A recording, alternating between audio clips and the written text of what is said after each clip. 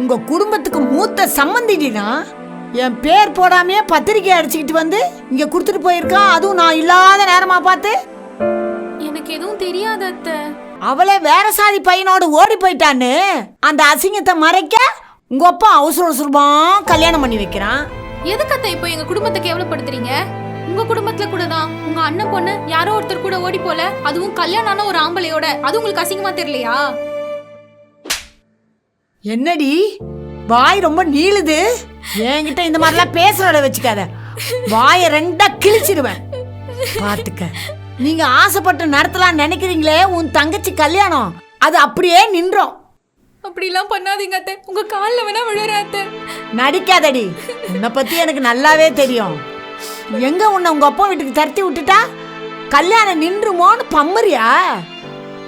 அப்படிலாம் இல்ல அத்தை. நீங்களும் உன்னை நினைச்சிட்டு பேசாதீங்க. அப்ப என்ன பார்த்தா என்ன பைத்தியம் மாதிரி தெரியுதாடி உனக்கு? போடி வெளியே போ.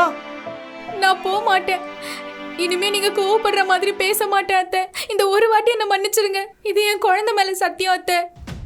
என்னடி குழந்தை மேல சத்தியம் பண்ணி இங்கே இருக்கலாம் டிராமா பண்றியோ? இந்த டிராமாலாம் இங்க வேலைக்கு ஆகாது.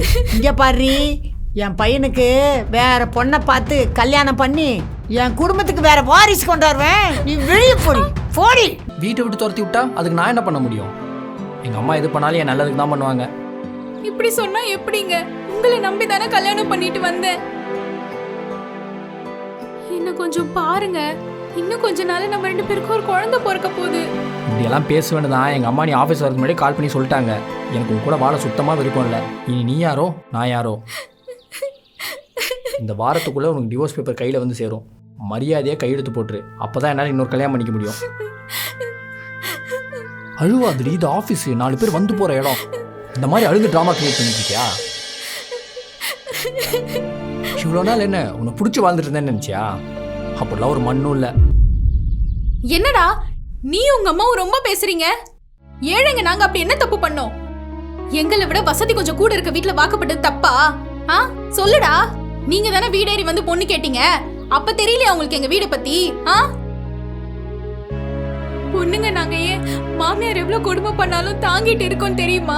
கட்டின புருஷன் இருக்கான், அவன் நமக்காக வந்து நின்னு பேசுவான், நமக்காக எதனாலும் பண்ணுவான்னு தான். ஆனா இப்போ இங்க அதுவே இல்லைன்னு போது நீ கட்டின தாலி மட்டும் எனக்கு எதுக்குடா? இந்த புடி.